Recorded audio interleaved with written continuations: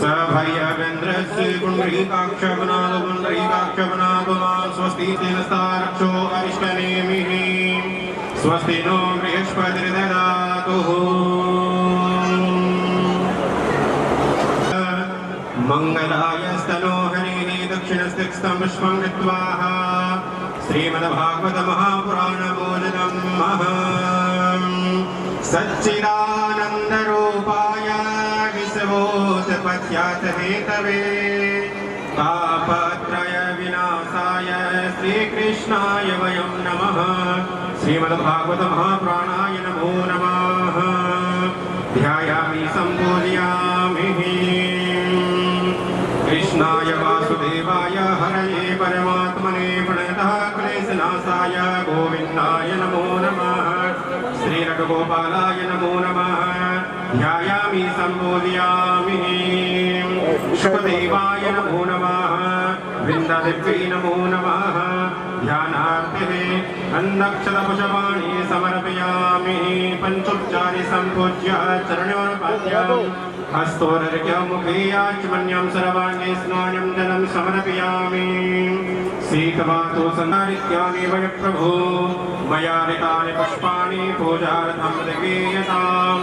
ॐ जाओपदेः प्रतिमोदध्वं पुष्पवतीनां मुखारविन्दे विनिवेशयन्तां वटस्य पात्रस्य पुटे शयानां बालां मुकुन्दां मनसा स्मरामि बालां मुकुन्दां मनसा वन्दे महापुरुषते चरणारविन्दात् नारायणं नमस्कृत्य नरं चैव नरोत्तमं देवीं सरस्वतीं व्यासं ततो जयमुदीरयेत्। व्यासाय विष्णुरूपाय व्यासरूपाय विष्णवे नमो वै ब्रह्मनिधये वसिष्ठाय नमो नमः। ॐ चन्द्रमा वनसूर्यादशक्षोः सूर्यो अजायत श्रोत्राद्वायुश्च प्राणस्य मुखा दग्निरजायत सविभक्ते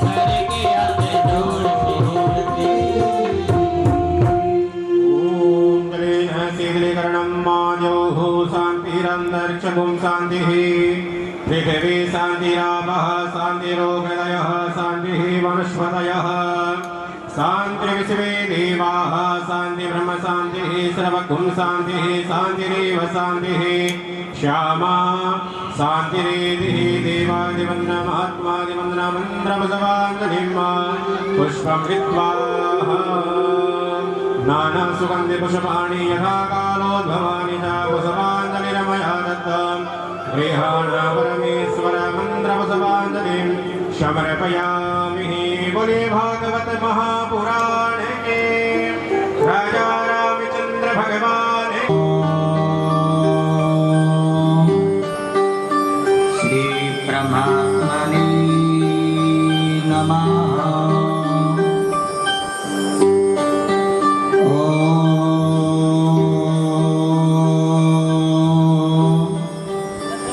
श्री गुरुदेव चरण कमलेभ्यो नमः।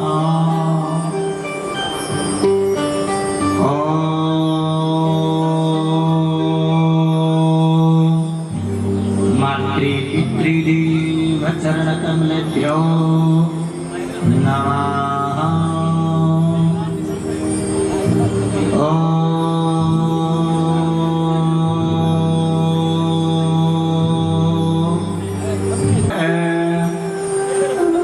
सूर्यकोटिः समप्रभा निर्विघ्नं कुरु मे देव सर्वकार्येषु माध्यां जगद्व्यापिनी वीणा पुस्तकधारिणी भवयताम्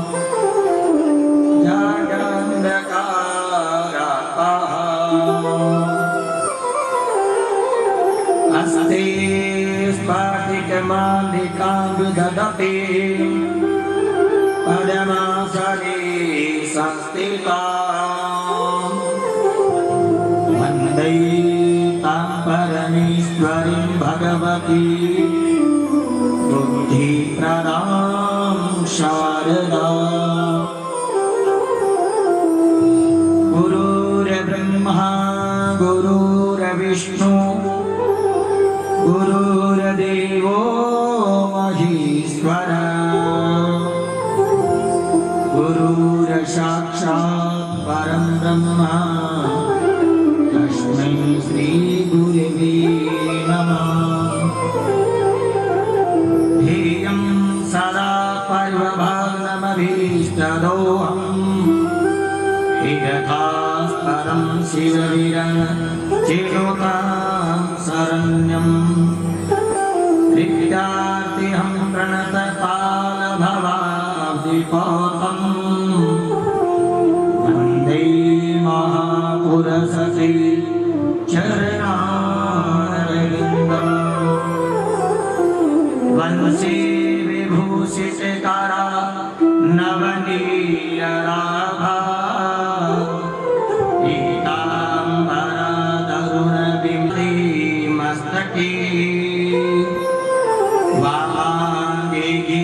गिरिराजराजतनया जाया भवामि सती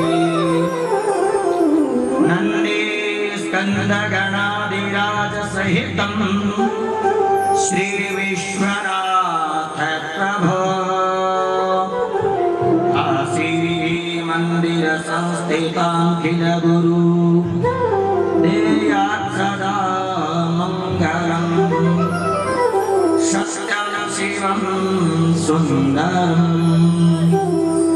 मनोजवं मारुततुल्यवेगं जितेन्द्रियं बुद्धिमतां वरिष्ठं वातात्मजं वा नरयोग्यमोक्षं श्रीरामदूतं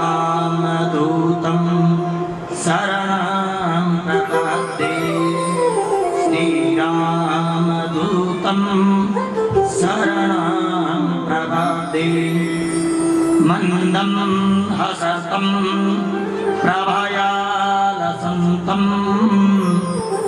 जनस्य चित्तं सततं हरन्तं वेणुनितान्तं मधुवादयन्तं बालं मुकुन्दं मनसा स्मरामि। जय जय जय श्री राधारमण जय जय नवल किशोर जय गोपी चित चोर प्रभु जय जय माखनी चोर। वृंदावन सोवन नहीं नंदगाम सोगा बंसी वट सोवट नहीं कृष्ण नाम सोना। राधा मेरी स्वामिनी मैं राधे को दास जन्म जन्म मोहिनी के चरणों में श्री कोटि कोटि नमन व वंदन। व्यासपीठ की शोभा बढ़ा रही श्री बालकृष्ण लाल के श्री चरणों में कोटि कोटि नमन व वंदन। भगवान शिव के मंदिर के प्रांगण के अंदर बैठी हुई सभा भगवान शिव माँ गौरी को कोटि कोटि नमन व वंदन। श्री हनुमान जी महाराज को, ग्राम की देवी देवताओं को कोटि कोटि नमन व वंदन। मेरे परम पूज्य माता श्री पिताश्री के चरणों में कोटि कोटि नमन व वंदन। आयु ही भक्ति स्वरूपा शक्ति स्वरूपा माता बहन पिता तुल्य बैठी हुए भाई बुजुर्ग के बार बार नमन व वंदन। व्यास मंच के ऊपर विराजमान समस्त ब्राह्मण देवताओं के चरणों में कोटि कोटि नमन व वंदन। म्यूजिक में साथ दे रहे साउंड मास्टर नमन व वंदन। तो आइए सर्वप्रथम अपने वाणी को पवित्र करने के लिए, इस कली कलश को पवित्र करने के लिए आज भगवान शिव का बड़ा ही पावन दिन है, सोमवार का दिन है। तो भगवान शिव को मनाते हुए अपनी कथा का शुभारंभ करते हैं। तो सभी भगवान शिव से हाथ जोड़ की प्रार्थना करें। अम्मा भवानी भगवान शंकर का ध्यान करें। शिव समान दाता नहीं विपद विदारण दाता सबकी राखियो शिव बेलन की सेवा। क्या कहना है? मीठे मीठे ताली बजाकर ओ डमरू वाले बाबा तुमको आना होगा।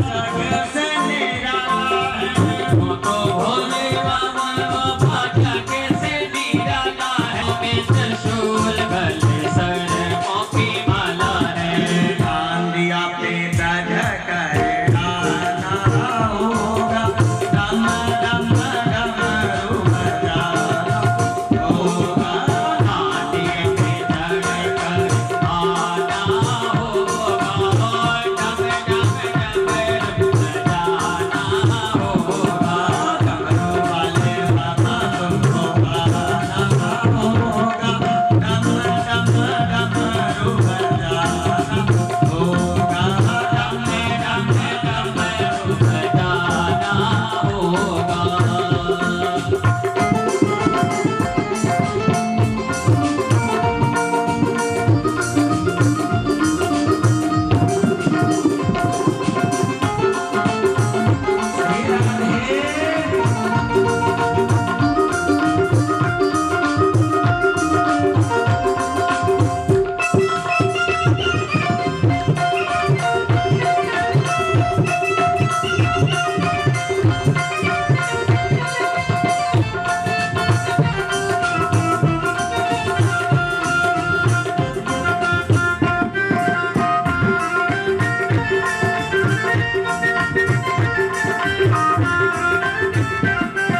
रखोगे बाबा वैसा ही मंजूर है, जैसा भी रखोगे बाबा वैसा ही मंजूर है, ठीक गया तो बाबा पाना भी जरूर है, तेरी दया तो बाबा पाना जरूर है, भगतों को गले से लगाना होगा, डम डम डमरू बजाना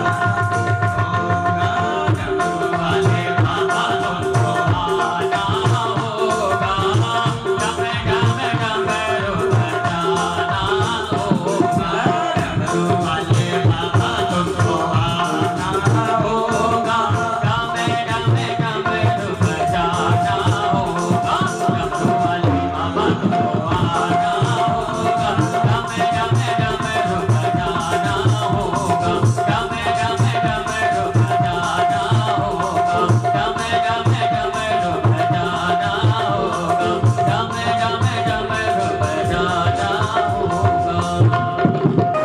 जो मिलकर आज इस पावन कथा के अंदर हम सब बैठे हैं,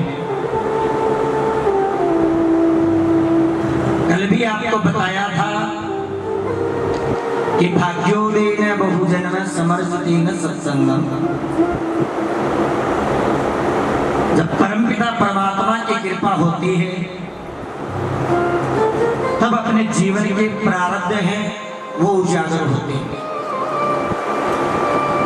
जब प्रारब्ध उजागर होते हैं तो हमें भगवान के सत्संग की प्राप्ति होती है, भगवान की कथा की प्राप्ति होती है,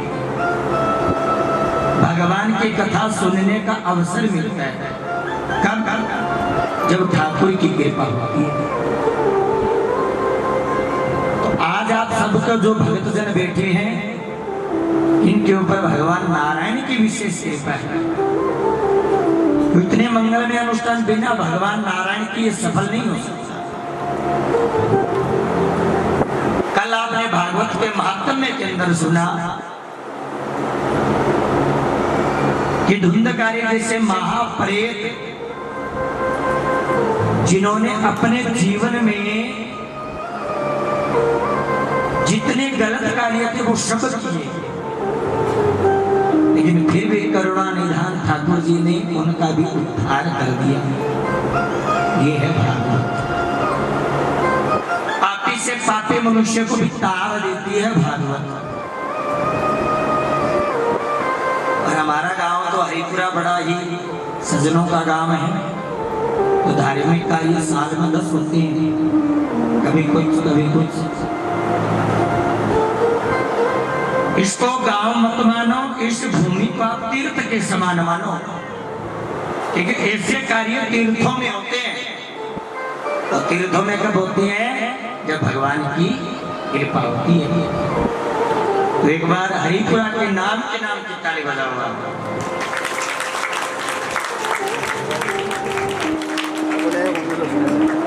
जब भगवान की कृपा होती है ना, तब अपने को ये अवसर मिलता है। देखो नाम के अंदर कितना तप है, कितना लाभ मिलता है।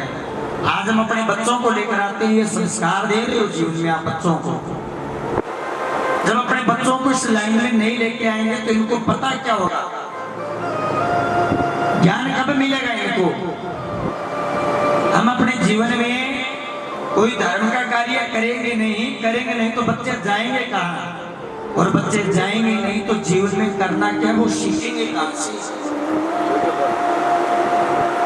छोटी सी कथा है, पहले बाबूजी महाराज के मंदिर में कथा की, उसमें भी आपको एक बात बताई कि एक गांव के अंदर बड़ा ही सज्जन परिवार रहता था। सज्जनों परिवार के साथ उनके घर में जो बच्चे थे उनको माता पिता बड़ी सुंदर शिक्षा देते थे। माता पिता कहते थे कि बेटा बेटी अपने घर के अंदर कोई भी संत महात्मा ब्राह्मण या कोई याचक भिक्षा के लिए आ जाए तो उनको कभी खाली हाथ मत भेजना। ये अपने बच्चों को शिक्षा देते थे, बच्चों को बताते थे बड़ों का मान सम्मान आदर सत्कार करना। आजकल छोटे छोटे बच्चियां घर के अंदर रखती हैं लड्डू गोपाल की पूजा करती है, तो उस घर के अंदर भी एक छोटी बेटी थी, वो भी लड्डू गोपाल की खूब पूजा पाठ करती है। सज्जनों ठाकुर की कृपा कुछ ऐसी हुई कि एक बार उस परिवार के अंदर एक संत का जाना हुआ। उनके घर पे संत गए और संत ने जाकर आवाज लगाई कि भिक्षाम दे।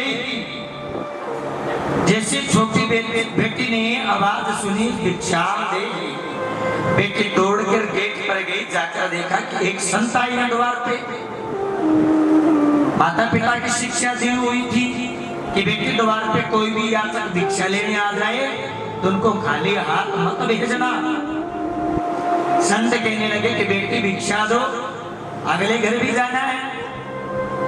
तो छोटी सी बेटी पता आपको क्या कहती कि महात्मा जी आज भगवान की कृपा हुई कि हमारे द्वार पर संत आए, और आपको पता है क्या, मेरी माँ जो भोजन बनाती है ना बड़ा स्वादिष्ट भोजन बनाती है, आपको भिक्षा भी मिलेगी, लेकिन एक बार मेरे घर पे भोजन तैयार है, आप आकर एक बार भोजन को ग्रहण कर लो। अब बेटी ने बड़े प्रेम से संत को बोला।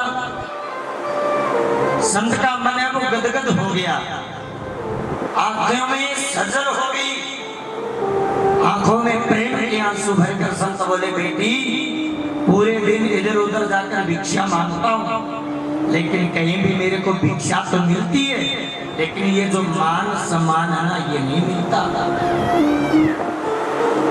बेटे ने बड़ा सुंदर स्वादिष्ट भोजन कराया, संतों के पास बैठकर पंखे से हवा दे रही है।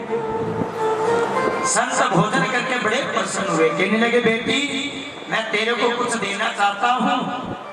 तो बेटी पता है क्या कहती है कि हे महात्मा जी आप देना चाहते हो, लेकिन मेरे माता पिता कहते हैं किसी को कुछ खिला पिलाकर उनसे कुछ ले लिया तो उसका जो फल है ना वो निष्फल हो जाता है। तो महात्मा जी आपसे हमें कुछ नहीं चाहिए, बस आप अपना आशीर्वाद दे दो। संत कहने लगे कि बेटी मैं आशीर्वाद तो दूंगा, लेकिन मैं तुम्हें एक नाम देकर जाता हूँ, उस नाम को तुम अपने जीवन में उतार लेना, तुम्हारे जीवन में कभी विपत्ति दोबारा कष्ट नहीं आएगा।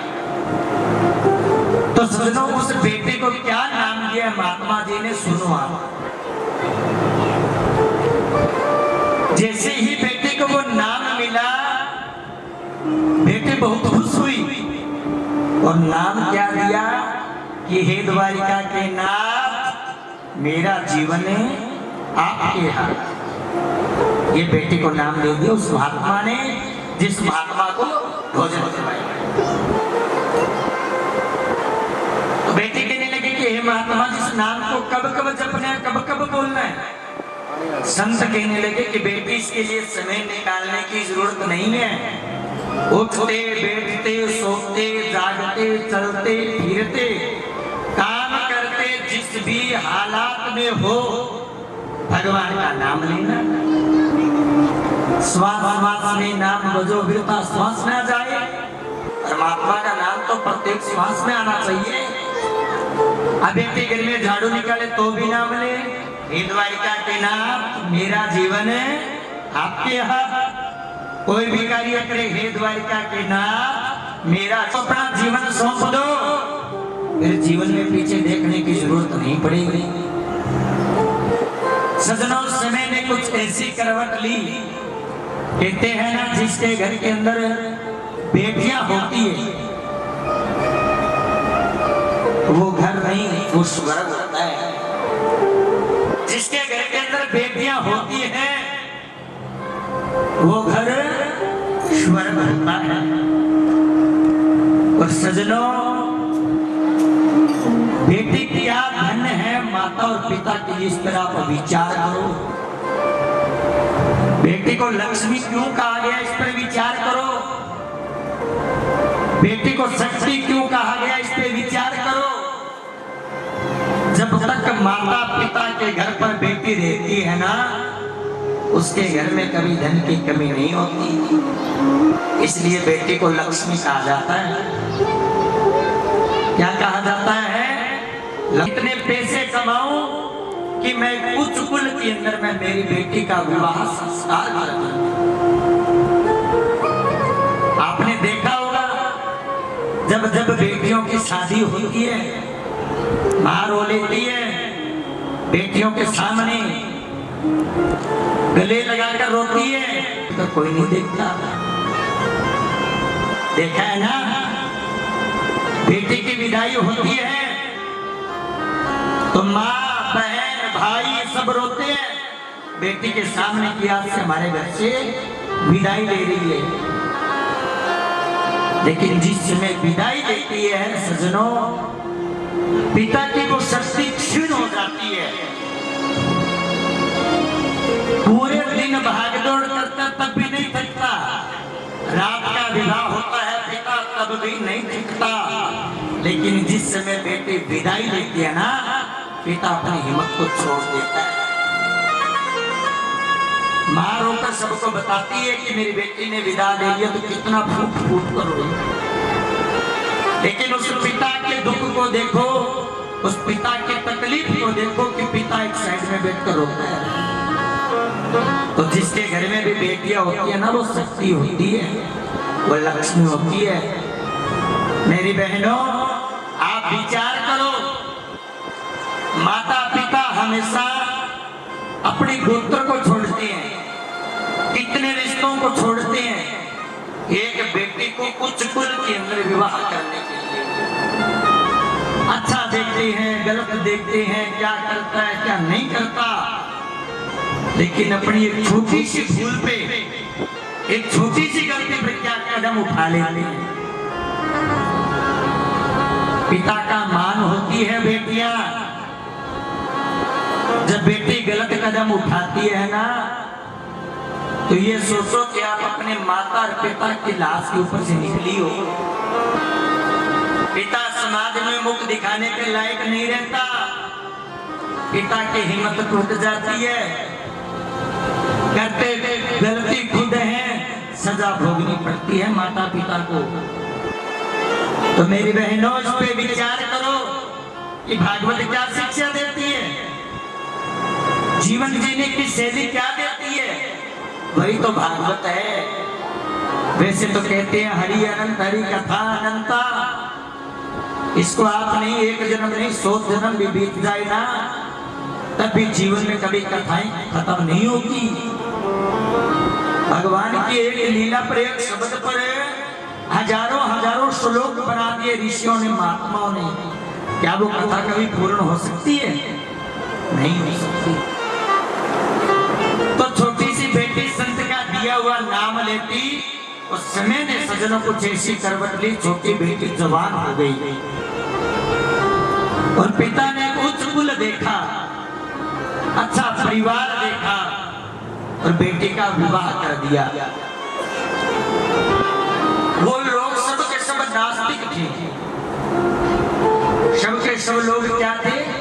नास्तिक थी। बेटी के माता पिता तो सब देवी देवताओं को भगवान को मानते थे, लेकिन जिस घर के अंदर बेटी का विवाह हुआ उसके घर के अंदर कोई देवी देवताओं की पूजा नहीं होती, वो लोग किसी को नहीं मानते। लेकिन विवाह का समय था, 2 दिन बीते, 3 दिन बीते, बेटी भगवान का नाम नहीं ले पाई। जैसे ही रिश्तेदार घर से गए, बेटी ने संत का दिया हुआ नाम लेना वापिस शुरू कर दिया। क्या कहती, हे द्वारिका के नाथ, मेरा जीवन है आपके हाथ। अब आपको बोलना है, क्या बोलना है? हे द्वारिका के नाथ, मेरा जीवन है आपके हाथ। ये पूरे दिन नाम जपती। अब देखो माताओं बहनों, आप टीवी सीरियल देखती हो, और टीवी के अंदर सीरियल ही ऐसे आते कि बहू ने सास के प्रति कैसा षड्यंत्र रचा, बहू के प्रति नंदों ने कैसा षड्यंत्र रचा, ये देखते हैं ना टीवी सीरियल के अंदर। तो सास के मन में कपट जाग गया कि हमारे बहू है वो अंदर बैठकर करती क्या है। तो वो एक दिन बेटी की नाम लेती थी, हे द्वारिका के नाथ, मेरा जीवन आप दिया। तो सास के मन में ये विचार आया कि ये जो बहू अपने घर में आई है, ये जो नाम लेती है, मेरे को लगता है कि हम सबको बस में करने के लिए नाम ले रही है। ये कोई टोना करने वाली है, जादू करने वाली है। तो ये सास ने बात किसको बोली? अपने पति को। वो कहने लगी, हमने बेटे की शादी तो कर दी, लेकिन बहू देखो घर में कैसी आई है, गेट बंद करके नाम लेती है, पता नहीं किस किस का पूरा दिन नाम लेती है। और मेरे को तो लगता है कि ये अपने को बस में करने के लिए कोई ना कोई षड्यंत्र चल रहा है। दोनों ने मिलकर अपने बेटे को बुलाया, बेटे को बुलाकर क्या कहा कि बेटा, तुम्हारे जो बहू है ना, वो को उसको छोटी मोटी मत समझना, बहुत बड़ी जादूगरनी है, और हम सबको तो ऐसा लगता है कि हमको बस में करेगी वो। तो बेटे ने माता पिता की बात सुनकर और जाकर उनसे मिले, बहू को मिलकर कहने लगे कि तुम जो घर में नाम लेती हो ना, ये मेरे माता पिता को अच्छा नहीं लगता, इसको तुम मत लिया करो। तो सजना बेटी क्या कहती है कि मैं नाम किसी और का नहीं लेती, मैं नाम लेती हूँ तो परमपिता परमात्मा का। आपको विश्वास नहीं होता तो आप सुन के देख लो। हे द्वारिका के नाथ, मेरा जीवन है आपके यहाँ। जाकर बेटे ने अपने माता पिता को समझाया कि माताजी, पिताजी, आप अपने बहू पर गलत शक मत करो, वो अपने को बस में करने के लिए कोई नाम नहीं जपती, वो तो भगवान का नाम लेती है। माता पिता कहने लगे अपने पति से कि मैंने आपको पहले ही बोला था कि अपने को बस में करने के लिए ये नाम लेती है। आज देखो बेटा बेबो की बोली बोलनी शुरू कर दी। ससुर ने क्या काम किया कि बहू के जीवन में इतना काम बना दो कि पूरे दिन काम करे, उसको समय ना मिले कोई नाम लेने का। घर में पूरा दिन काम करे, थक हार कर सोए तो भी नाम ले, उठे उठते ही नाम ले, पूरा दिन भगवान का नाम तो लेते लेकिन नाम लेना बंद नहीं किया।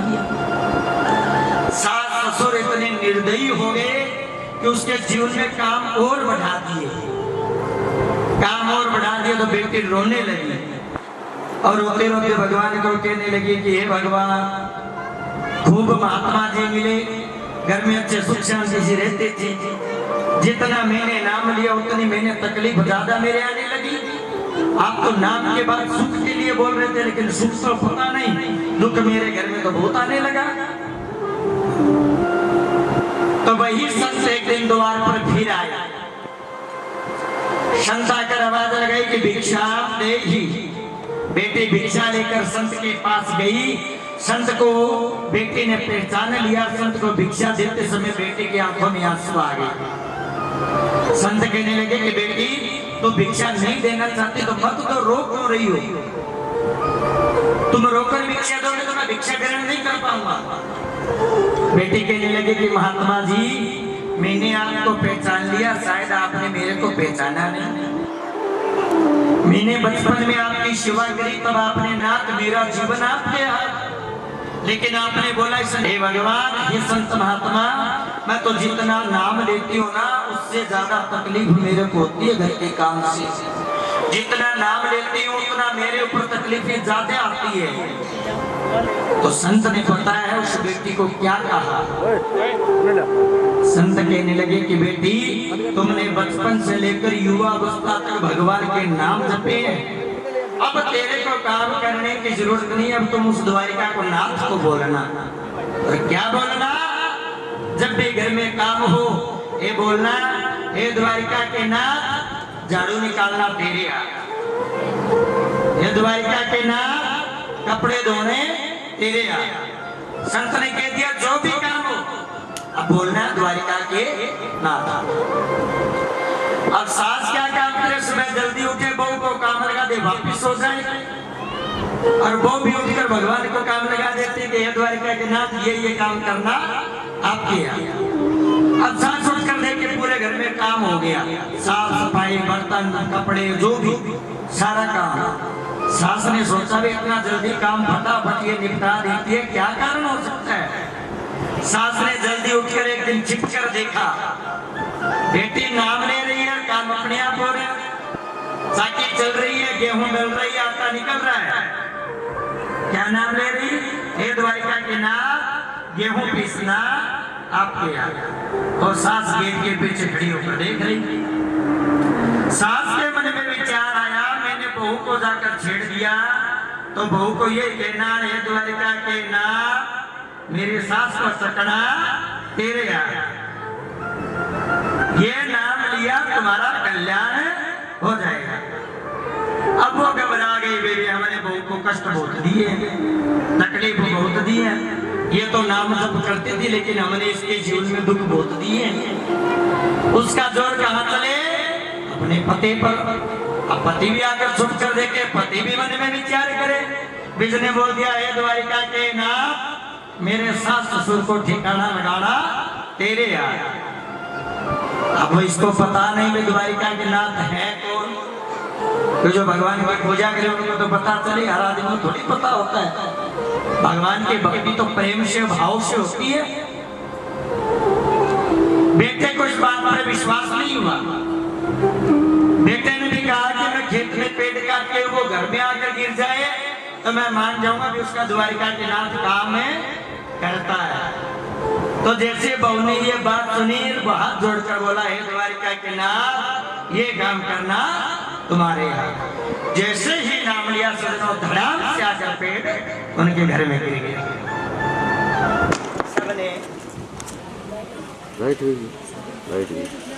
तेरे को गाना ना चाहिए, उसे भजन को गाना ना चाहिए, उसे भजन को गाना ना चाहिए।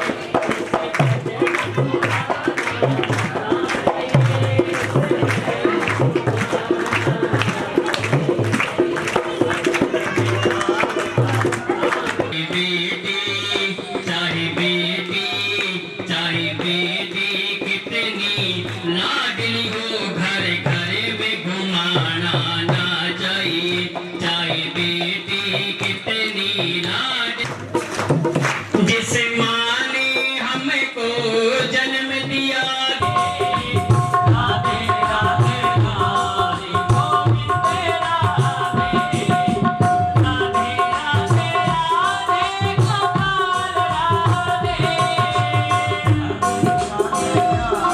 गोविंद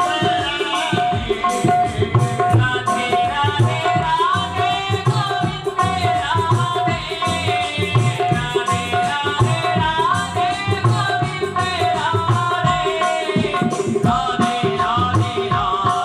गोपाल राधे, राधे गोविंद राधे, राधे राधे राधे गोविंद राधे।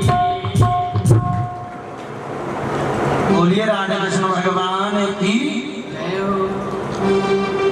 तो आपने भागवत के अंदर सत्य के बारे में जाना। भागवत का मुख्य प्रथम स्कंद के तीसरे श्लोक के अंदर कहा गया कि पीवतम भागवतम रसमालयम मुहुरहो रसिका भुवि भावुका। निमिष सारण्य वन के बैठकर श्री सूत जी महाराज संतों को महात्माओं को क्या कहते हैं कि भागवत का रस पीजिए। एक कहते हैं ना भागवत तो सुनी जाती है, भागवत पी थोड़ी जाती है। तो एक संतों ने बहुत सुंदर उदाहरण दिया कि एक नगर के अंदर एक सुनार रहता था जो भगवान का बड़ा ही परम भक्त था। सुनार ने 2 पित्तल की मूर्ति बनाई। मूर्ति कैसी सजनों, 10 किलो वजन और बड़ी सुंदर वशिष्ठ जी की पित्तल की 2 मूर्तियां बनाई और मूर्ति बनाकर गांव के नगर के महाचौक में रख दिया नुमाइश के लिए। और क्या बात कही कि एक मूर्ति की कीमत 1000 रुपए और एक मूर्ति की कीमत लाख रुपए। आपको पहचान करनी है मूर्ति लाख वाली कौन सी है और 1000 वाली कौन सी है। जैसी ये बात रखी, वे लाख वाली कौन सी और 1000 वाली कौन सी, और जो इन दोनों को पहचान जाएगा उनको इनाम दिया जाएगा। ये बात रखी तो मूर्ति को परखने के लिए गांव के लोग इकट्ठे होने लगे, नगर के लोग इकट्ठे होने लगे, मूर्ति को आकर देखने लगे। कोई टेढ़ी करता है, कोई सीधी करता है, कोई बजाता है, कोई कुछ करता है। सुबह से लेकर शाम हो गई लेकिन किसी को पता नहीं चला। कमरे के अंदर बैठे हुए 88,000 महात्माओं ने कुछ प्रश्न पूछे। प्रश्न क्या पूछे? पहले प्रश्न में पूछा कि मानव के लिए परम धर्म क्या है, व्यक्ति के लिए क्या परम धर्म है, व्यक्ति को क्या करना चाहिए ताकि परमात्मा की कृपा की प्राप्ति हो, मनुष्य के परम धर्म क्या है। ये सुखदेव जी महाराज से 88,000 जो संत महात्मा बैठे थे उन्होंने प्रश्न पूछा। दूसरा प्रश्न पूछा कि मंदिर में जब हम पूजा करते हैं तो इन सब में देवता श्रेष्ठ कौन है? कोई कहता है राम श्रेष्ठ है, कोई कहता है शिव श्रेष्ठ है, कोई कहता है हनुमान जी श्रेष्ठ है। तो बताओ कि इनके अंदर देवता श्रेष्ठ कौन है? सूत जी महाराज से प्रश्न कर रही है। तीसरे में पूछा कि परमात्मा का नाम तो जन्म बाबा के घर कृष्ण जी क्यों? जो परमात्मा अजन्मा है तो जन्म क्यों लेता है? और चौथे प्रश्न में सज्जनों पूछा है कि भगवान के कितने अवतार हैं? कोई भगवान के 10 अवतार कहते हैं संत महात्मा। और 5वें प्रश्न में पूछा कि वक्ता श्रेष्ठ कौन है? एक तो वक्ता होता है बहुत बड़ी बात को सूक्ष्म रूप में समझा दे, और एक वक्ता वो होता है जो छोटी सी बात को बहुत बड़ी बना दे। इनमें श्रेष्ठ कौन है? और 6ठे प्रश्न में पूछा है कि भगवान अपनी लीला पूर्ण करके जब अपने परम धाम को चले गए तो धर्म किसकी शरण में गया? भगवान कहते हैं ना गीता के अंदर यदा यदा हि धर्मस्य ग्लानिर्भवति भारत अभ्युत्थानम् अधर्मस्य तदात्मानं सृजाम्यहम्। जब जब धर्म की हानि होती है, अधर्म का प्रभाव पड़ता है, तब तब परमात्मा अवतार लेते। लेकिन जो कृष्ण अवतार अपनी लीला पूर्ण करके गए तो धर्म किसकी शरण में गया, इसके बारे में बताओ। 6 प्रश्नों के उत्तर के लिए श्री सूत जी महाराज से प्रश्न किए हैं किसने? शौनक आदि ऋषियों ने। तो श्री सूत जी महाराज कहने लगे, हे शौनक आदि ऋषियों, आपने जो 6 प्रश्न पूछे हैं इनके बारे में मैं आपको अवश्य बताऊंगा। इससे पहले आपको मैं बताता हूँ भागवत क्या है, भागवत किस लिए पृथ्वी पर लाई गई, भागवत का पदार्पण कैसे हुआ, भागवत का जन जन के अंदर कल्याण कैसे हुआ, जन जन के अंदर प्रसार कैसे हुआ, ये बताते हैं। तो भागवत में आपको पहले दिन बताया था कि नारदो देव दर्शनम इति नारद। जो नारद होते हैं वो सबके भले के लिए सोचते हैं, सबके कल्याण के लिए सोचते हैं। तो तो नारद के मन में एक दिन विचार आया, वे जो संसार भ्रम के चक्र में घूम रहा है, भ्रमित हो रहा है, इनका दुख दूर करने के लिए कुछ ऐसा साधन, ऐसी कोई तकनीकी अपनानी चाहिए जिससे संसार का कल्याण हो। तो नारद जी भ्रमण करते करते नारायण भगवान का कीर्तन करते करते चले गए श्री गोलोक धाम के अंदर। श्रीमन नारायण नारायण नारायण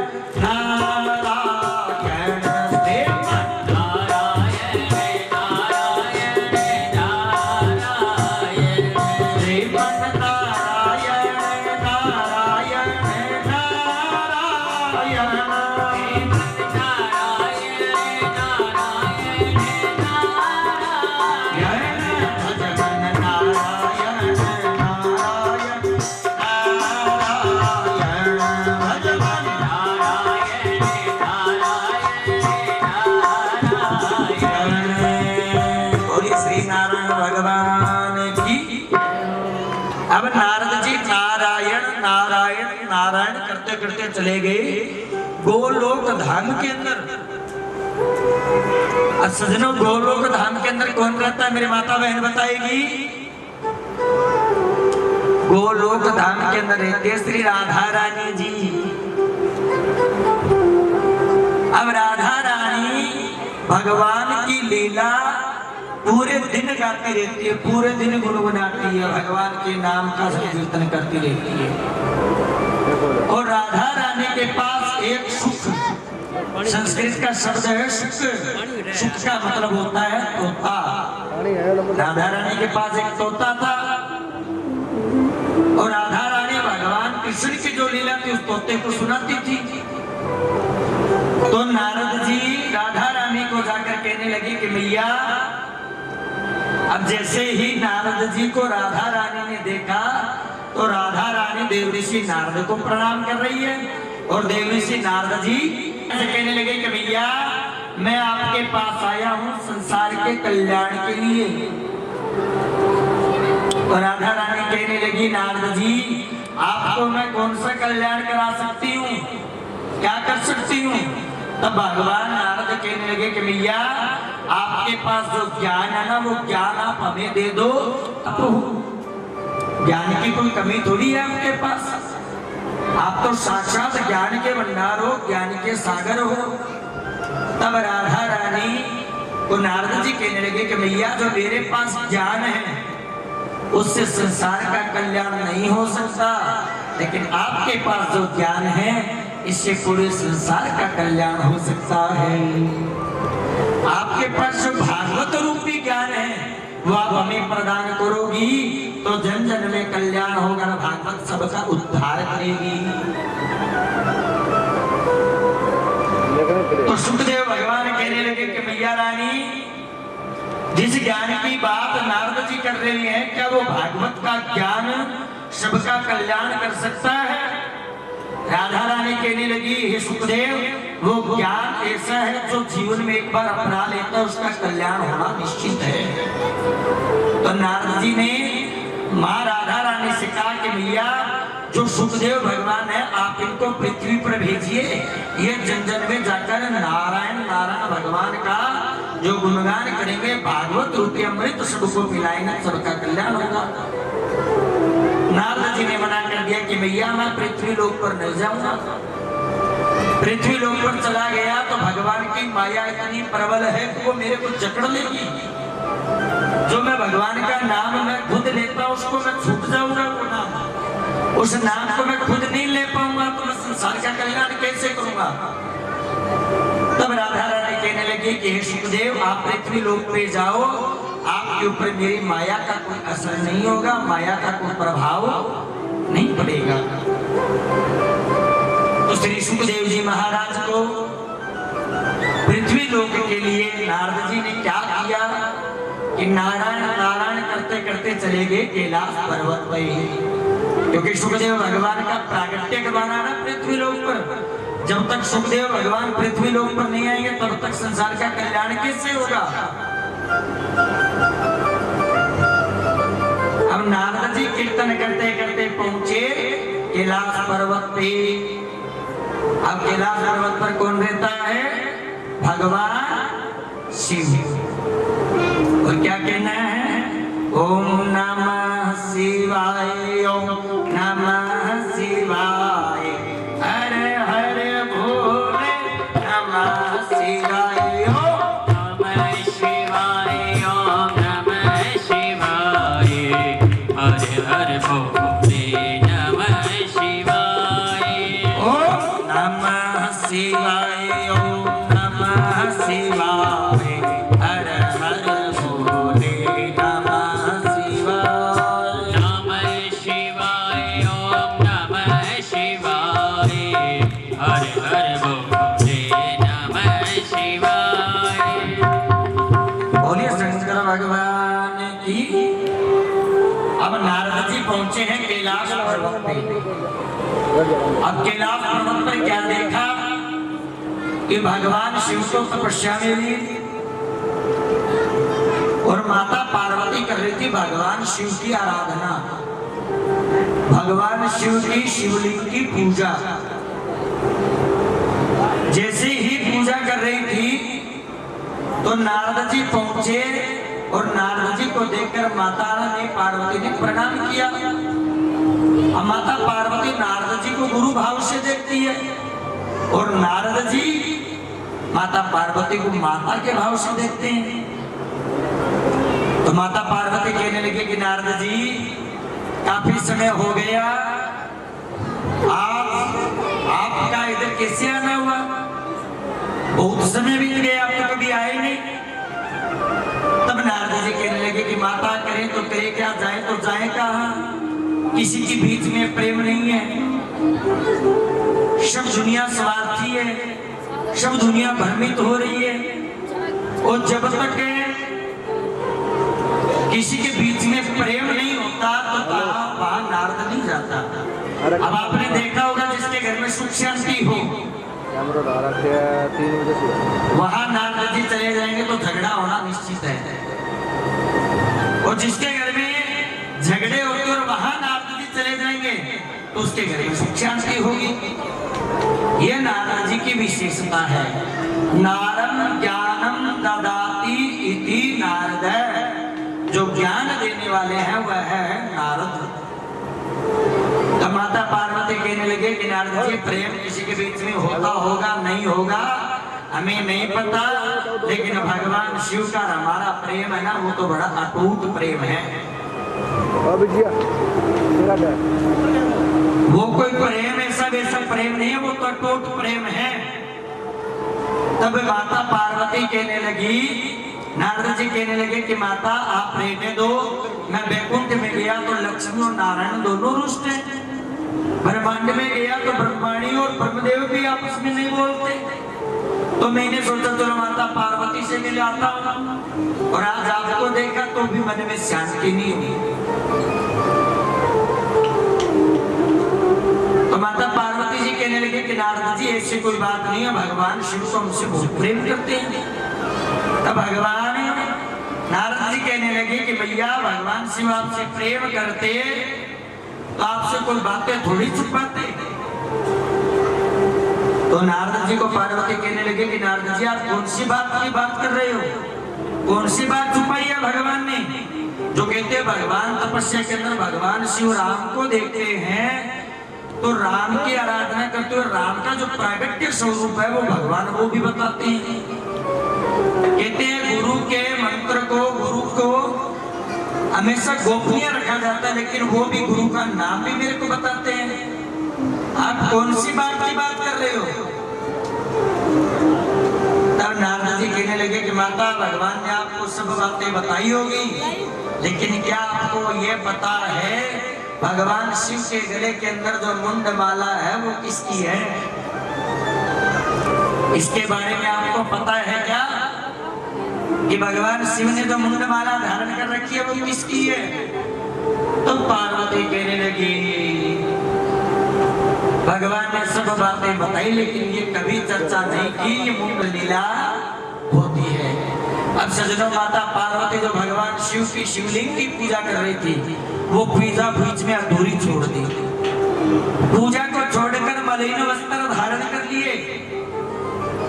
श्रृंगार का सामान वो उतार लिया और जाकर कोप भवन में बैठ गई। कोप भवन किसको कहते हैं? रापली रानी रोड जेनी रांगणों गई माजे कोप भवन में कौन जाए? कोप भवन में राजा भले मुनि जी हो। जब पार्वती जी उठी और भगवान की पूजा को बीच में छोड़ा और जाकर कोप भवन में बैठ गई।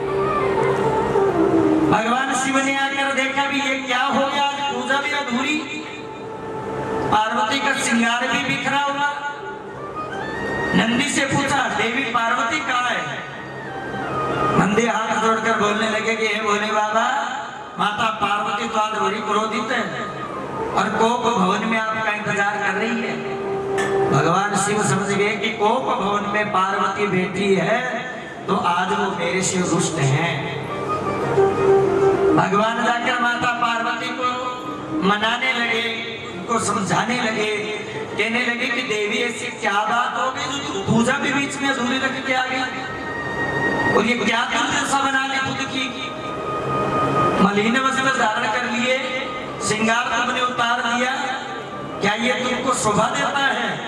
तब पार्वती ने भगवान शिव से क्या बोली कि आप मेरे से प्रेम नहीं करते। भगवान कहने लगे देवी तुम पर शिव और पार्वती दोनों अर्धनारीश्वर हैं, दोनों का रूप ही एक है, कोई अलग थोड़ी है, फिर भी तुम कहते हो प्रेम नहीं करता। मैंने क्या बात छुपाई आज तक तुमसे? अब पार्वती मुंह फुला कर बैठ के कुछ ना बोले। भगवान बार बार पूछने लगे कि देवी बात क्या हो गई? पार्वती कहने लगे कि प्रभु आप मेरे से प्रेम करते ना तो मेरे से आप कोई बात नहीं छुपाते, और प्रेम में ये क्या बातें छुपाना शोभा देता है? तब पार्वती बार बार भगवान को ये बोल रही है तो भगवान बोले कि पार्वती कौन सी बात छुपाई है वो तो बताओ। मैं तपस्या में लीन होकर भगवान मेरे आराध्य राम का दर्शन करता हूँ तो तेरे को मैं बताता हूँ। गुरु का मंत्र, गुरु का वाक्य होता है वो हमेशा गुप्त रखा जाता है, लेकिन वो भी मैंने आपको बताया है। तब पार्वती कहने लगे कि भगवान आपने मेरे को ये नहीं बताया कि आपने जो गले के अंदर मुंड वाला धारण कर रखी है, ये मुंड किसके हैं? तब भगवान माता पार्वती को कहने लगे कि देवी जो मैंने मुंड वाला धारण कर रखी है, ये मुंड किसी और के नहीं है, ये मुंड सारे के सारे तुम्हारे हैं। मैं तुमसे प्रेम करता हूँ तभी तो मैंने मुंड वाला धारण कर ली। तुम्हारा इतनी बार जन्म और मरण हो चुका है, इतनी बार तुम अपने शरीर को परिवर्तन कर चुकी हो, लेकिन जितनी बार तुमने अपने शरीर का परिवर्तन किया तब मैंने प्रेम में वशीभूत होकर तुम्हारे मुंडों को अपने गले के अंदर धारण कर दिया। क्या ये प्रेम नहीं है?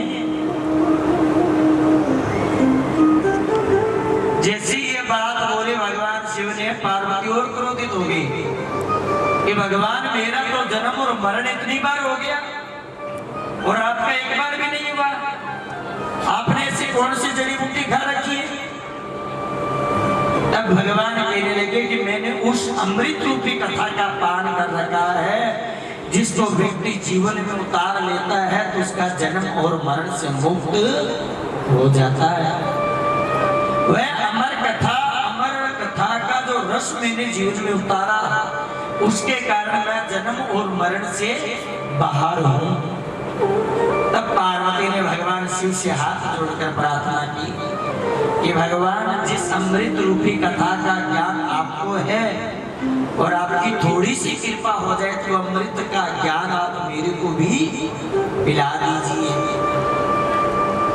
अब भगवान शिव माता पार्वती को हिमालय के कंदराओं में लेकर गए और वहां जाकर इतना जोर से डमरू को बजाया तो भगवान शिव की जटा में जो गंगा थी वो भी उतर के चली गई। भगवान शिव के गले में जो सर्प थे वो भी चला गया।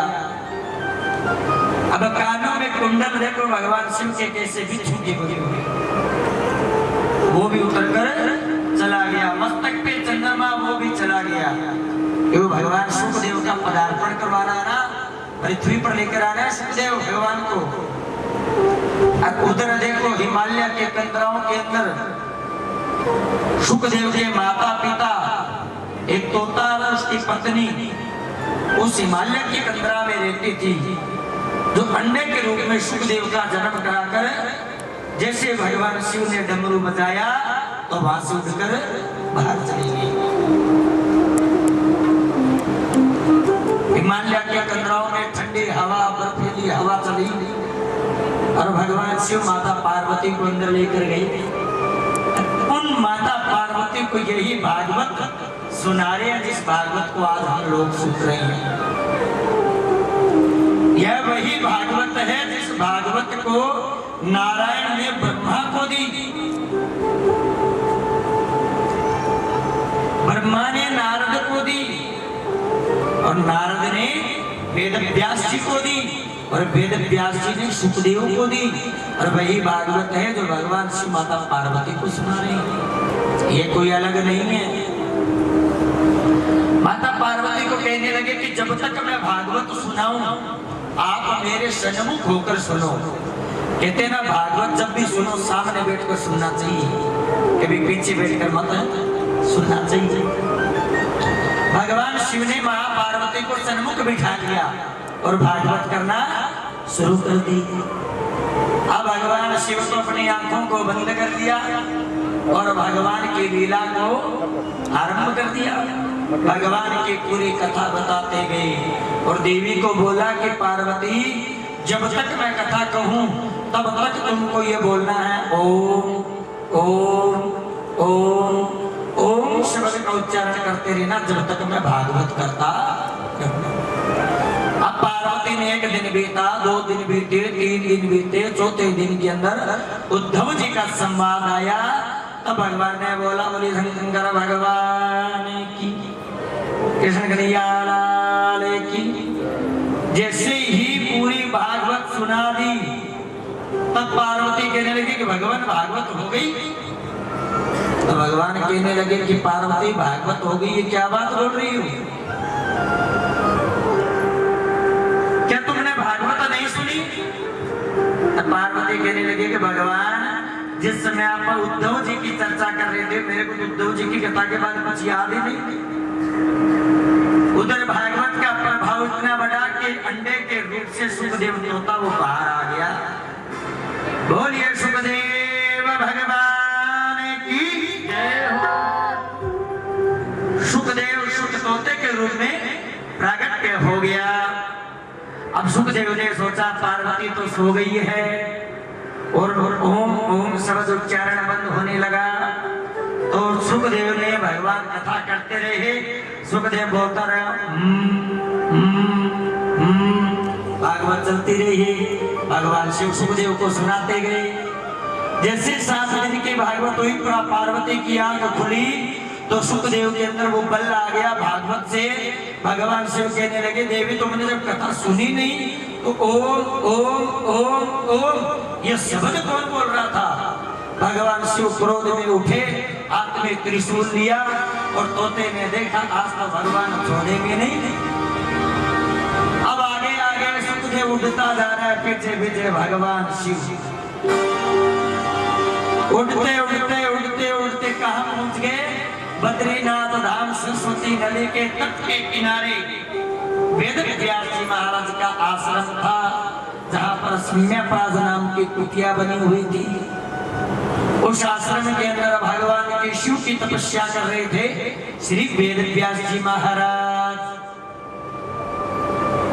अब वेद व्यास जी महाराज के घर में कोई संतान नहीं थी।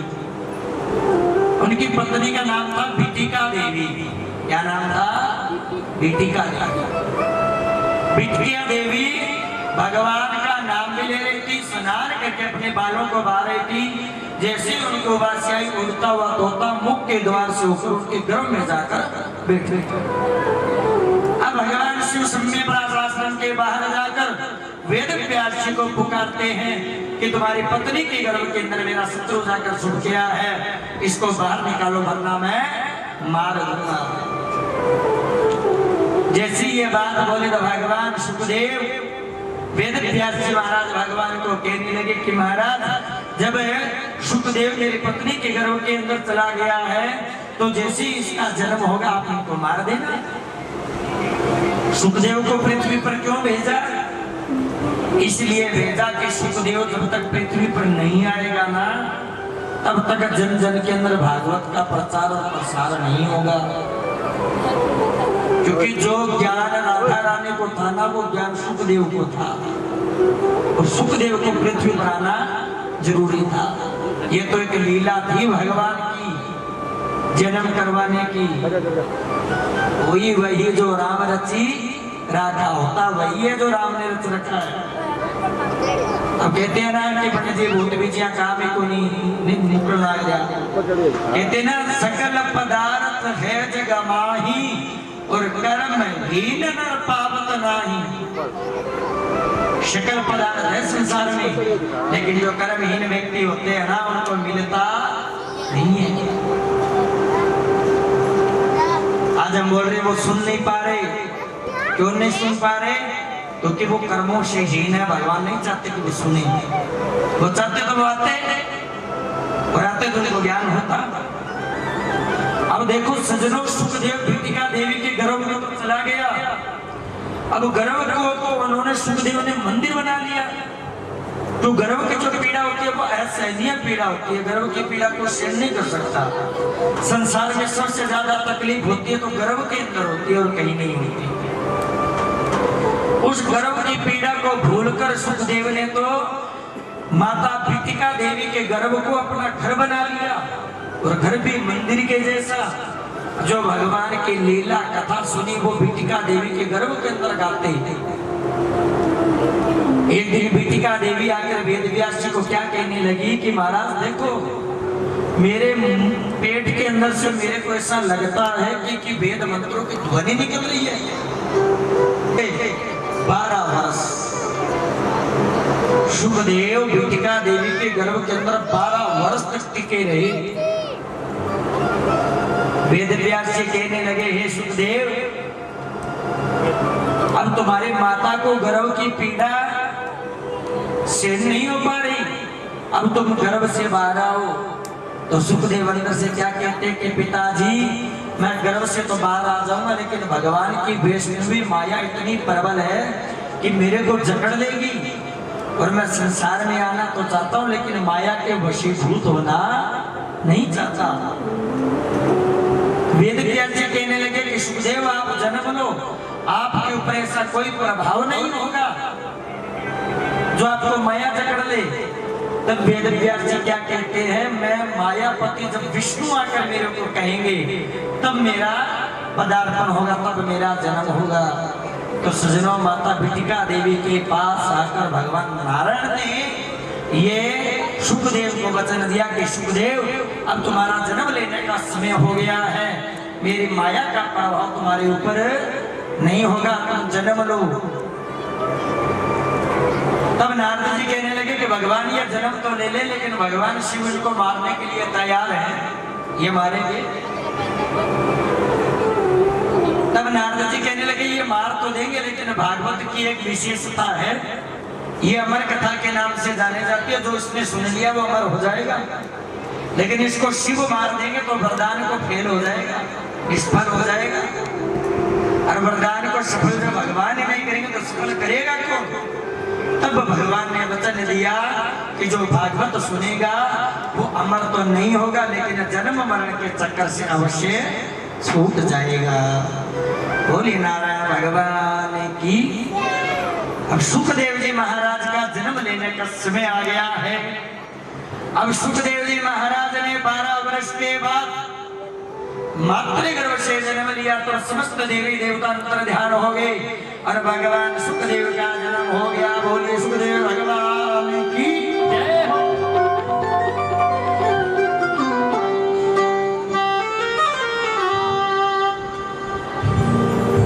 नमः शिवाय, ओम नमः शिवाय, नमः शिवाय रटता जाए। नमः शिवाय, ओम नमः शिवाय, नमः शिवाय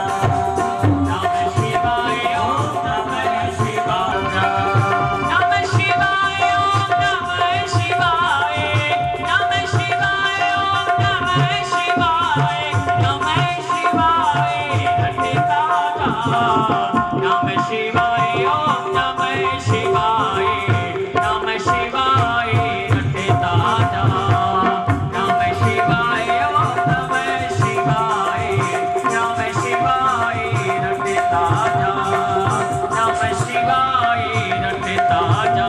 बोलिए शंकर भगवान की। 12 वर्ष के बाद श्री सुखदेव जी महाराज का जन्म हुआ और सजनों जन्म लेते ही सुखदेव जी महाराज वानप्रस्थ को निकल गए।